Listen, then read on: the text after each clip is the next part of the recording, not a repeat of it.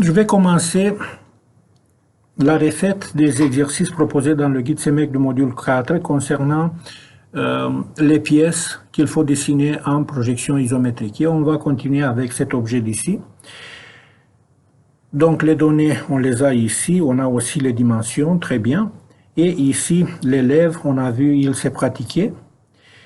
Ce que j'aimerais remarquer, c'est que mon première objection est le fait que l'ellipse d'ici, elle n'est pas bien orientée. En effet, cette ellipse d'ici, elle doit avoir une autre orientation.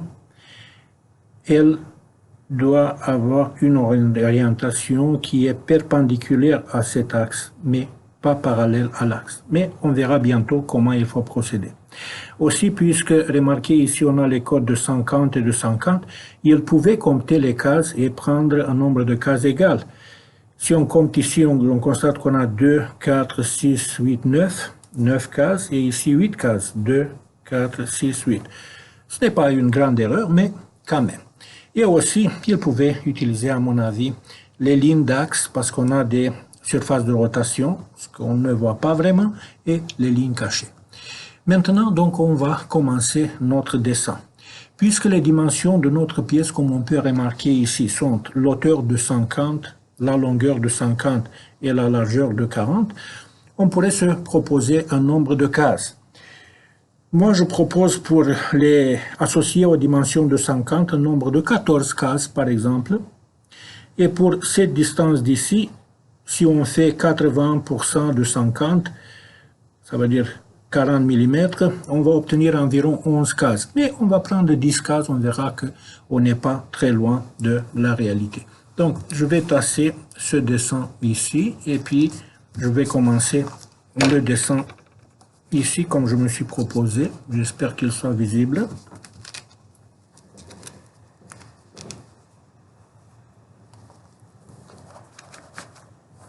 Voilà. Bien. Donc, le nombre de cases que je me suis proposé utiliser est de... Est-ce qu'on voit ici? Oui, ici on voit 14 multiplié par 14 multiplié par 10 cases.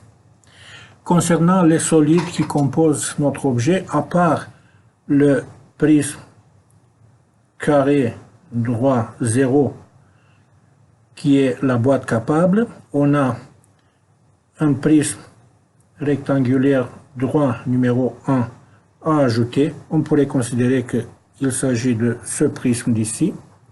Après ça, un autre prisme rectangulaire droit numéro 2 à ajouter. C'est la partie d'ici. On voit longueur, largeur, hauteur. Après ça, un prisme triangulaire droit numéro 3 à ajouter. On voit ici le triangle, et ça c'est l'épaisseur. Et un cylindre circulaire droit numéro 4 à soustraire. On le voit ici.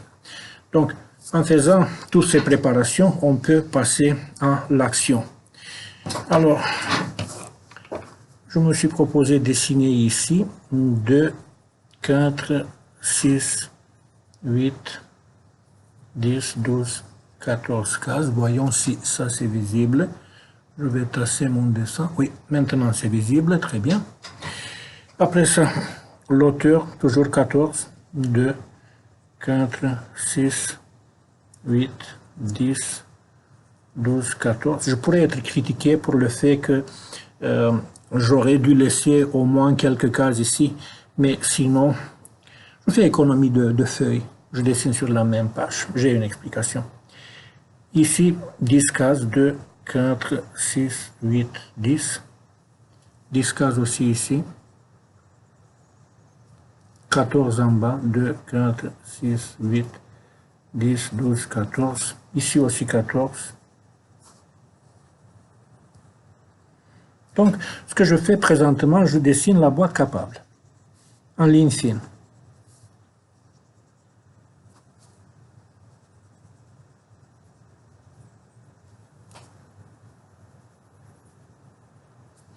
Et aussi, en ligne cachée, les arêtes cachées de ma boîte capable, plusieurs lignes cachées de la boîte capable resteront cachées sur mon objet final. Donc c'est bien.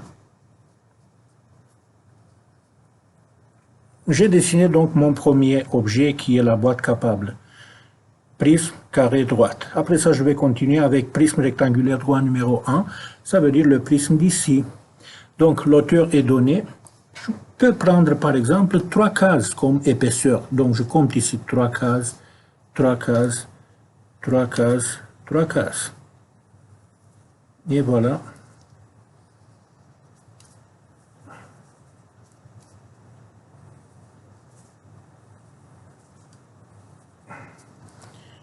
Une fois qu'on a bien commencé, c'est beaucoup plus facile. Continuez bien. Regardez mon premier prisme rectangulaire droit qui est lui. Voilà, je peux le cocher que je l'ai fait. Épaisseur de 3, longueur de 10, hauteur de 14. On va continuer avec le deuxième prisme rectangulaire droit qui commence ici. Donc c'est le reste de la longueur. L'hauteur toujours de 3, donc je marque 3 cases, 3 cases, 3 cases. Et ici aussi 3 cases. Et je dessine ma ligne. Et ici aussi, je dessine ma ligne.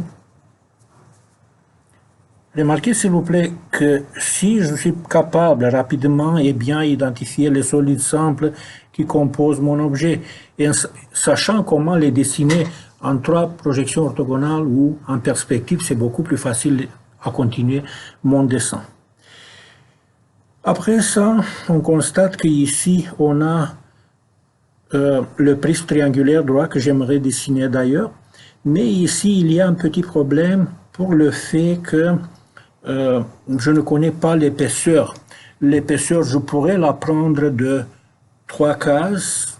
Il semble qu'elle est de 3 cases. Ok, ça va me poser quelques petits problèmes. Donc, 2, 4, 5 cases. Ici, c'est le milieu.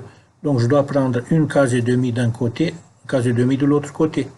Après ça, je vais me diriger d'ici jusqu'à la ligne d'ici. Voilà, la ligne d'ici, c'est l'intersection de 2 prismes. Et ici, je vais compter une case et demie, une case et demie. Après ça, je vais joindre le point d'ici à lui. Et de l'autre côté, en ligne cachée. C'est une arête invisible. Après ça, pour l'auteur, eh bien, l'auteur, elle est de environ, supposons, 2, 4, 6, 8, 10, 11. Bien, je vais prendre par exemple une hauteur de 2, 4, 6 cases. Ici, c'est le milieu.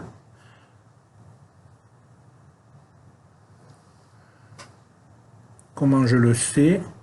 Donc, je vais monter d'ici, regardez, 6 cases. Et je vais compter à gauche une case et demie sur cette ligne, à droite une case et demie. D'ici, je vais descendre. Ici, je vais descendre, ligne cachée. Et après ça, pour terminer la représentation du prisme triangulaire droit numéro 3, je vais joindre le point d'ici au point d'ici. Je mets le crayon ici, je regarde vers l'autre point et je dessine ma ligne inclinée. Je mets le crayon ici, je regarde vers le point, je dessine ma ligne inclinée qui devrait être parallèle. La difficulté est bien sûr que je n'ai pas un quadrillage de la feuille qui me permet de dessiner une ligne parallèle ou superposée au quadrillage. Donc, je dois le dessiner de cette manière. Et maintenant, ce que je veux faire, c'est de dessiner le cylindre d'ici. Pour le cylindre d'ici, je me propose prendre le centre sur cette face ici. Ou même ici, je pourrais le prendre. Ok, je vais le prendre ici. Ici, c'est le centre. Je dessine une petite ligne d'axe horizontale. Horizontale, c'est une manière de dire cette ligne d'axe. Et une autre ligne d'axe, elle est verticale. Et ce point d'ici représente le centre de cette ellipse, le centre de cercle, la base de cylindre. Après ça, nous savons déjà que l'épaisseur doit être de 3 cases ici. Donc d'ici, je vais dessiner une fois de plus ligne d'axe et on constate que le centre il est situé à 2 cases et demie. Donc d'ici, je descends une, deux cases et demie. Et ici, je vais dessiner une autre ligne d'axe orientée comme ça. Eh bien, les lignes d'axe qui forment une sorte de croix représentent seulement les centres de mon ellipse que je dois dessiner. Et étant donné que j'ai un cylindre, le cylindre a deux bases, deux cercles, eh bien, en perspective, les deux cercles bases, je vais les voir comme deux ellipses. Donc, les lignes d'axe qui s'intersectent donnent les centres de ces deux ellipses. Ce qui m'intéresse, c'est l'axe de mon cylindre. Eh bien, l'axe de mon cylindre, toujours en ligne d'axe, c'est celui-ci. OK. Puisque j'ai dessiné ça, je me propose maintenant de prendre un rayon pour mon cercle, pour mon ellipse, de une case et demie. C'est faisable. Une case et demie en haut, en bas, une case et demie à droite, à gauche. Et je dessine mon losange. J'ai présenté déjà dans une autre vidéo comment dessiner les ellipses correspondantes au cercle parallèle au plan de projection, comme c'est celui-ci. La même chose, je le répète ici. Une case et demie en haut, je marque, une case et demie en bas. Après ça, une case et demie vers droite, une case et demie vers gauche.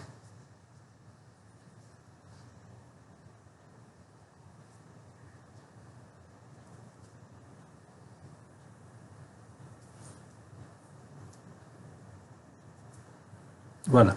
J'obtiens deux losanges. Première opération, je dessine, ou une autre opération, je dessine la grande diagonale.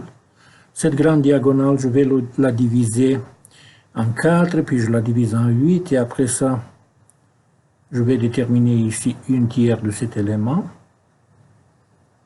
4, 8, une tiers. Et la même chose je fais ici.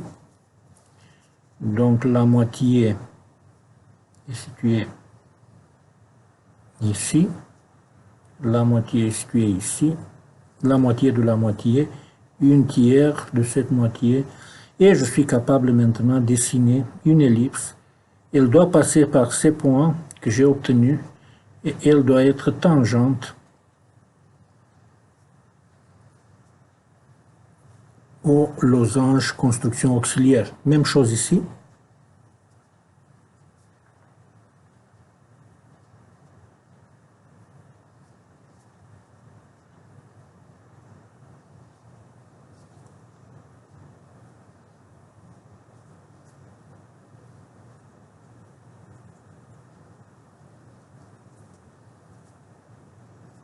En utilisant ces constructions auxiliaires, j'aurai des excellentes proportions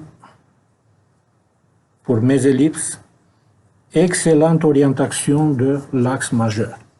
J'ai terminé le dernier solide centre. Remarquez, j'ai dessiné avec ligne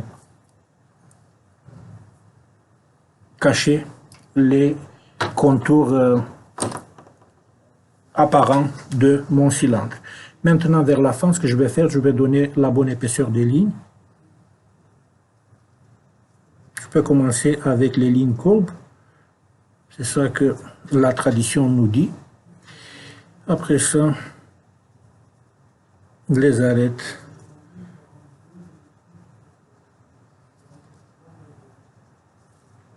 visibles.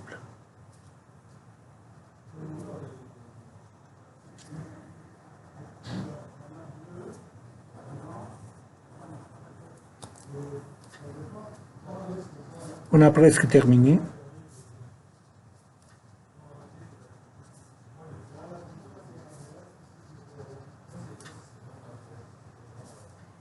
On a presque terminé notre dessin. Seulement, il faut donner les bonnes épaisseurs aux arêtes visibles. Selon la visibilité, je dois m'arrêter ici.